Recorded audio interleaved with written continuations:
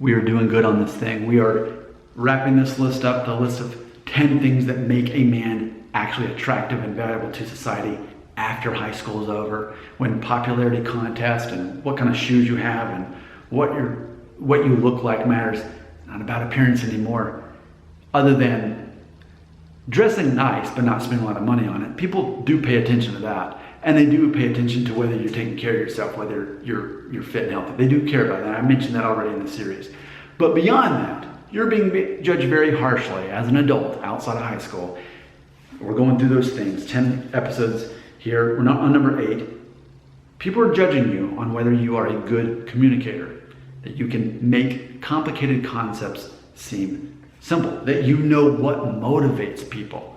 That's the thing. I'm a salesman, I'm a recruiter, so I know that here's a person who has the skill set for this job and they live in the right town. Well, this job may not pay the most, but maybe it's a mile down the road from their home and they don't mind making less money if they don't have to drive 30 miles to work anymore. So it's a matter of I'm listening to them, understanding what they care about, and I speak to that. It's largely about listening to people with the purpose of knowing what motivates them. I'm constantly sizing people up to find out what their motivation is. I'm intently listening to what they say. I'm more eager actually to listen to people than I am to talk to people, because it's important to understand a blueprint, a thumbnail of what really drives that person.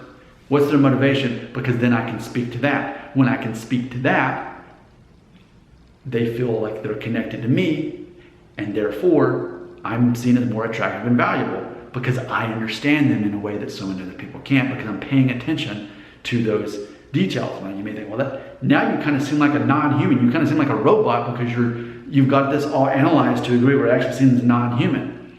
And so be it. So be it. It's funny, on my channel here, I've written many songs where I talk about feeling disconnected from the human experience because I'm so aware of how it actually works that it's almost like I'm not even playing the game myself. I'm more of an observer than I am a participant. But ultimately, that's largely how it works. As far as being a good communicator, good eye contact. You obviously don't have, when someone's talking to you, you don't have your phone out. You don't have your phone around. You're not checking your phone. There's no phone. You're looking at them. You're smiling. You're listening. You're figuring out what motivates them. You're not necessarily trying to solve their problems, but you make subtle suggestions that indicate wisdom, and then therefore they might ask you more questions, and then you can maybe give them solutions from there after you have sized them up. So being a good communicator totally matters. Some people say, but Nick, I'm shy. You know what? If you can imagine, I was a shy kid too. I ended up starting to be in a lot of plays in elementary school, and that largely got me out of it. But ultimately, you can't get out of your shyness until you start talking to people. And it's really easy because it's not about you anyway. It's about everybody else. People are obsessed with themselves and trying to figure out their own identity.